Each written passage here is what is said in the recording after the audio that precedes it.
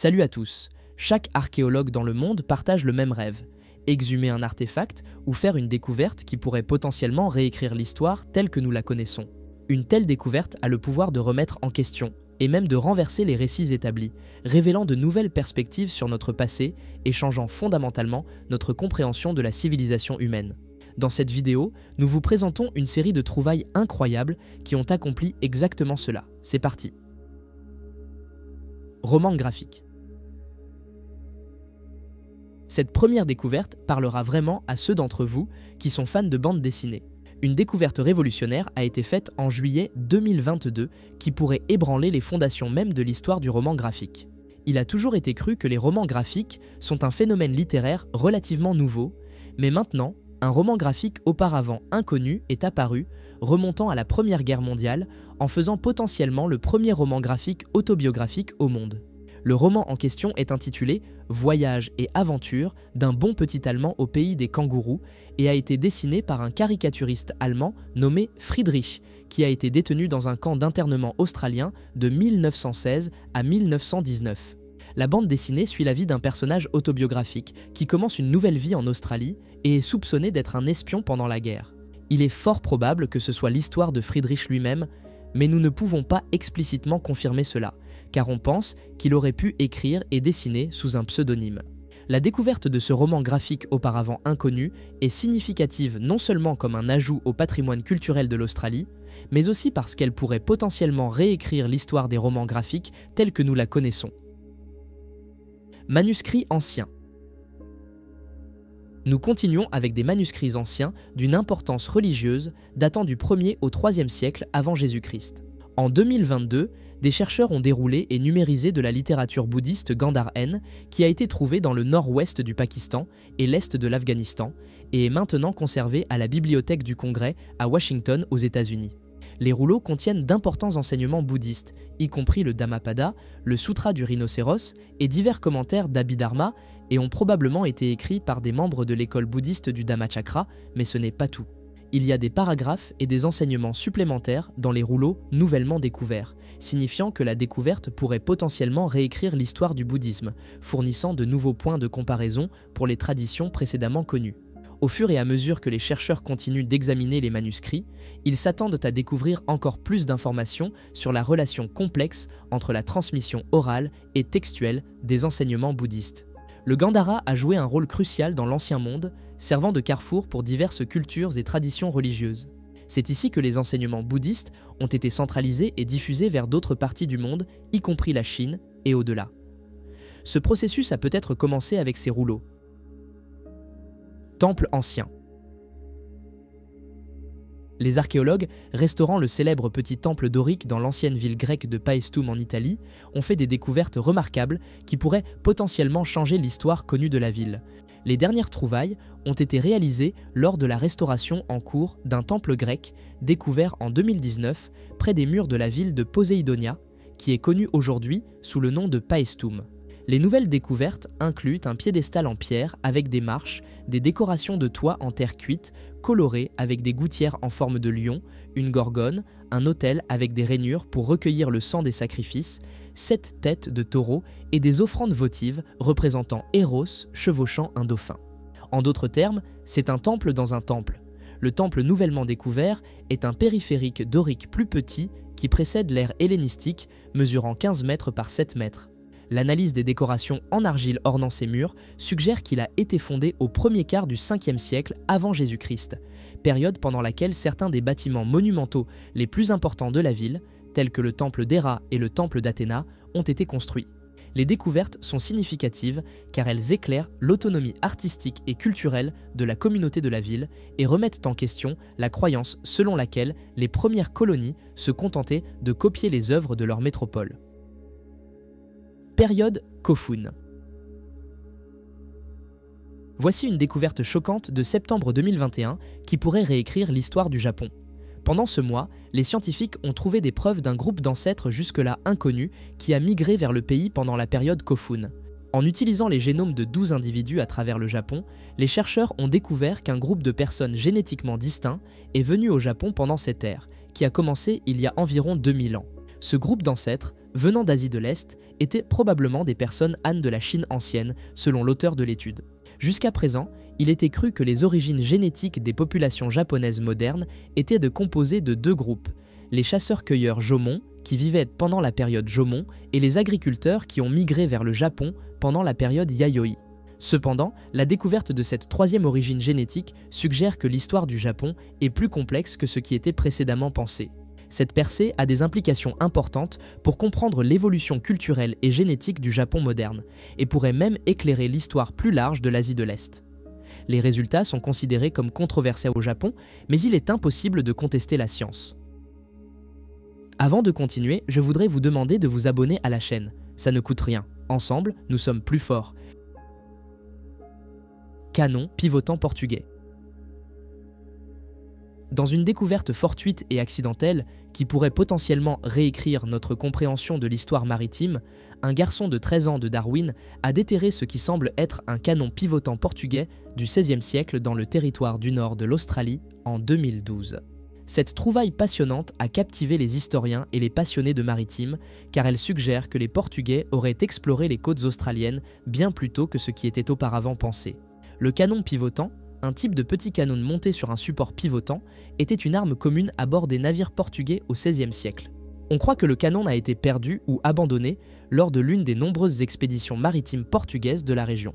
Cette découverte est particulièrement significative car elle remet en question la croyance prédominante selon laquelle les Hollandais et les Britanniques étaient les premiers Européens à explorer la côte australienne au XVIIe et XVIIIe siècle. Si le canon pivotant est effectivement d'origine portugaise, cela suggérerait que les explorateurs portugais étaient actifs dans la région au moins un siècle plus tôt. Il est impossible de dire cela avec certitude, car un seul canon n'est pas une preuve de la présence d'une équipe d'exploration organisée, mais l'idée que les Hollandais et les Britanniques étaient les premiers à venir ici ne peut plus être affirmée avec confiance. Mystère tartésien dévoilé. Des archéologues dans le sud-ouest de l'Espagne ont fait des découvertes étonnantes lors d'une fouille à Los Barrios en avril 2023. Ces découvertes pourraient changer notre compréhension de la culture ibérique pré-romaine de la région. L'équipe a découvert 5 bustes en pierre grandeur nature datant du XXe siècle avant Jésus-Christ, montrant que la civilisation tartésienne était bien plus sophistiquée que ce qui était auparavant pensé. Les Tartésiens ont longtemps été considérés comme une civilisation mystérieuse, avec des récits de leur richesse et de leur puissance militaire, parfois versant dans le territoire mythique. Plus spécifiquement, les Tartésiens étaient considérés comme une culture non iconique, mais la découverte de sculptures brise cette idée. Les statues ont été trouvées dans un bâtiment de 2 étages vieux de 2500 ans sur le site archéologique de Casas del Turuñuelo, décrit comme unique dans la Méditerranée occidentale. Le site contenait des artefacts suggérant que le bâtiment était un centre économique et politique pour la zone locale. Les sculptures survivantes auraient pu être enterrées pour les protéger du même acte de destruction qui a ravagé le bâtiment. Il pourrait toujours être vrai que les Tartésiens étaient de puissants guerriers avec des montagnes d'or et de richesses, mais si ces sculptures sont quelque chose à en juger. Ils étaient également une culture hautement sophistiquée et artistique. Cathédrale de Rochester. Les cryptes de la cathédrale de Rochester dans le Kent, en Angleterre, sont devenues le site de l'une des fouilles archéologiques les plus impressionnantes de l'histoire de la région en 2015. Malgré une étude radar préalable du site, aucune trace de ce qui se trouvait sous les cryptes n'avait jamais été identifiée. Ce fut donc une incroyable surprise lorsque de riches artefacts et structures ont été découverts lors de travaux de développement prévus. Parmi les découvertes figuraient un bâtiment romain, une gargouille et une structure normande. Encore plus fascinantes étaient les pièces du sanctuaire original de William de Perth, censées avoir été perdues pendant la Réforme, qui pourraient finalement être reconstituées. Un archéologue a décrit la découverte comme l'un des plus grands projets archéologiques jamais réalisés à Rochester et considère la structure normande comme une trouvaille d'importance historique. Cela pourrait potentiellement prouver que la cathédrale est encore plus ancienne que ce que l'on croyait auparavant. L'histoire actuelle de son histoire remonte à l'année 604, qui est l'année où elle est censée avoir été fondée par l'évêque Juste. Mais il semble maintenant que la cathédrale ait pu être construite sur le site d'un édifice religieux encore plus ancien. Thème mystérieux. Dans le désert aride de la Namibie, un groupe de mineurs a rencontré une découverte qui défierait les limites de l'archéologie et de la compréhension humaine, le disque de Timgad. Enfoui sous des couches de terre et de temps, cet objet métallique colossal, d'environ 98,4 mètres de diamètre, présente un fuselage marqué par ce qui semble être des symboles d'une langue inconnue.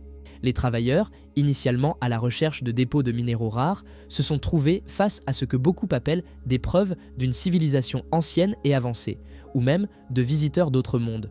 Le disque de Timgad, nommé d'après le site archéologique romain antique en Algérie, est rapidement devenu un point focal pour les chercheurs et les théoriciens du complot à travers le monde. Des experts ont été rapidement convoqués sur le site, désormais nommé Site archéologique K7, où ils développent des théories sur l'origine et la fonction du disque. Des rapports non confirmés suggèrent qu'autour du périmètre de l'excavation, des dispositifs étranges et des artefacts ont été trouvés, possiblement des parties d'un mécanisme plus large ou des enregistrements d'une technologie depuis longtemps oubliée. Le gouvernement de Namibie a imposé un blocus d'informations, mais des images fuitées montrent le disque de Timgad partiellement déterré, avec des équipes de spécialistes travaillant jour et nuit sous des tentes et des projecteurs. La découverte a suscité des débats animés et alimenté l'imagination du public, amenant beaucoup à remettre en question notre histoire et la place de l'humanité dans le cosmos. Nous aimerions savoir ce que vous pensez de ce sujet mystérieux. Faites-le nous savoir dans les commentaires. Statuette de Bouddha. Voici une histoire australienne qui pourrait réécrire l'histoire. Une petite statue de Bouddha en bronze, trouvée au bord d'une route australienne en mars 2023, a suscité des spéculations parmi les experts et les amateurs de mystère sur ses origines. Découverte dans l'ouest reculé de l'Australie par deux cinéastes à la recherche de preuves d'explorateurs français, la figurine de 15 cm de haut est censée avoir été fabriquée en Chine il y a des centaines d'années, à l'époque de la dynastie Ming. Malgré des recherches approfondies et une analyse microscopique confirmant l'authenticité de la statue, son origine reste un mystère. Aurait-elle été laissée par des explorateurs chinois au XVe siècle, bien avant l'arrivée des premiers explorateurs européens en Australie? Si certains historiens restent sceptiques, la perspective alléchante d'une expédition de la dynastie Ming atteignant le continent a captivé l'imagination du public. Évaluée entre 3 500 € et 5 800 €, la figurine est une trouvaille rare et son importance historique potentielle la rend d'autant plus extraordinaire. Les cinéastes espèrent élucider le mystère de sa provenance grâce à des recherches supplémentaires, aidées par la coopération entre le gouvernement australien, les communautés indigènes locales et la communauté chinoise. Leur idée originale de documentaire sur les explorateurs français a maintenant été abandonnée. Super église nubienne. Nous ne savons pas autant que nous le devrions sur Makuria. Le royaume a régné sur une énorme étendue de terre en Afrique pendant plus de 6 siècles, et on pense que sa base de pouvoir était proche de l'ancienne ville de Vieille Dongola, au Soudan. En juillet 2021, nous avons découvert quelque chose de nouveau sur les anciens résidents de la ville. Ils avaient la plus grande église jamais découverte dans la région nubienne. La presse locale l'a appelée la super église nubienne. Les experts et chercheurs sur place ont trouvé 2 murs survivants de l'abside de l'église, portant des portraits encore visibles des 12 apôtres. Ils ont également trouvé le couvercle en forme de dôme d'un tombeau ancien. Le tombeau n'a pas encore été ouvert, mais pourrait être le lieu de repos final d'un archevêque important de l'ère chrétienne de Nubie, qui a commencé au VIe siècle et s'est terminé au XIVe. Le Soudan est presque entièrement islamique aujourd'hui, mais à l'époque du royaume de Makuria, c'était un bastion chrétien. L'église est si grande qu'il serait peut-être plus précis de la qualifier de cathédrale. Cela serait approprié, car les archives indiquent que Vieille Dongola était à peu près de la taille du Paris médiéval à son apogée. Le royaume dont elle était la capitale était aussi grand que l'Espagne et la France combinées. Trésor viking. Dans un cas dramatique et historique, 2 hommes ont été reconnus coupables en avril 2023 de conspiration pour vendre illégalement un ensemble de pièces anglo-saxonnes que les experts prétendent détenir la clé pour réécrire l'histoire du IXe siècle en Angleterre et celle du célèbre roi Alfred le Grand. Les pièces faisaient partie d'un trésor viking découvert dans le Herefordshire en 2015, évalué à environ 14 millions d'euros. Au-delà de leur valeur financière, la valeur historique des 44 pièces récupérées par la police est considérée comme inestimable. Le juge les a décrites comme ayant une immense signification historique et un conservateur a même dit qu'elles nous permettent littéralement de réécrire l'histoire. Les pièces sont censées apporter un nouvel éclairage sur notre compréhension de la politique de la fin du IXe siècle et révéler l'histoire jusqu'alors inédite de la relation entre Alfred, roi de Wessex, et Ceolwulf II, roi de Mercie. Les historiens ont été sévères avec Ceolwulf II par le passé. le considérant comme peu plus qu'un roi marionnette installé par les envahisseurs vikings. Cependant, le fait que son visage apparaisse aux côtés de celui d'Alfred sur ces pièces suggère qu'au lieu d'être des ennemis, les deux rois étaient des alliés et auraient pu travailler ensemble contre les Vikings. Empreinte ancienne. L'histoire de l'humanité dans les Amériques est mal comprise. Chaque fois que nous pensons nous rapprocher du début du récit, quelque chose est découvert qui repousse encore plus loin la date de l'arrivée humaine. Voici une découverte qui fait exactement cela. Il s'agit d'un ensemble d'empreintes de pas qui ont été trouvées dans le parc national de White Sands au Nouveau-Mexique en septembre 2021 et les empreintes sont âgées d'environ 23 000 ans. Cela prouve sans aucun doute que des humains étaient déjà présents dans les Amériques au moment du dernier maximum glaciaire. La plupart des empreintes semblent appartenir à des adolescents et de jeunes enfants, avec seulement quelques adultes présents. Avant cette découverte, la plupart des archéologues pensaient que la date la plus ancienne pouvant être donnée pour l'arrivée des humains dans cette partie du monde était de 16 000 ans. Cette découverte balaye cette idée, sachant que ces personnes étaient ici, nous pose un nouveau problème, cependant. Maintenant, nous devons déterminer qui ils étaient et d'où ils venaient. Les gens n'ont pas soudainement apparu au milieu de l'Amérique du Nord, ils ont donc dû venir d'ailleurs. Poème d'amour ancien. La poésie est une forme ancienne et importante d'expression artistique personnelle, mais jusqu'à quel point est-elle vieille? C'est une question difficile à répondre, mais jusqu'à récemment, les historiens pensaient que les premiers poèmes dits accentués étaient écrits pendant le 5e siècle. En septembre 2021, cette estimation a été repoussée de 300 ans par la découverte d'un court poème grec ancien. Il dit « Ils disent ce qu'ils veulent, mais qu'ils le disent, je m'en fiche, continue de m'aimer, cela te fera du bien. » Il semble que la poésie sur l'amour non partagé n'a pas beaucoup changé depuis l'invention même du médium. Le poème est inscrit sur un médaillon qui a récemment été trouvé autour du cou d'une jeune femme dans un sarcophage ancien en Hongrie. Il est notable car il diffère en maître des formes traditionnelles de la poésie grecque ancienne et utilise des syllabes longues et courtes du type plus traditionnellement trouvé dans le vers quantitatif. C'est le type spécifique de poésie qui apparaît dans les hymnes chrétiens byzantins du 5e siècle. Il est mieux décrit comme une forme musicalisée de langue, la racine de toutes les chansons modernes, et autant que nous le sachions, cela a commencé avec ce poème d'amour perdu. C'est tout pour aujourd'hui. Quel a été votre moment préféré? Commentez, aimez, partagez et abonnez-vous. À bientôt.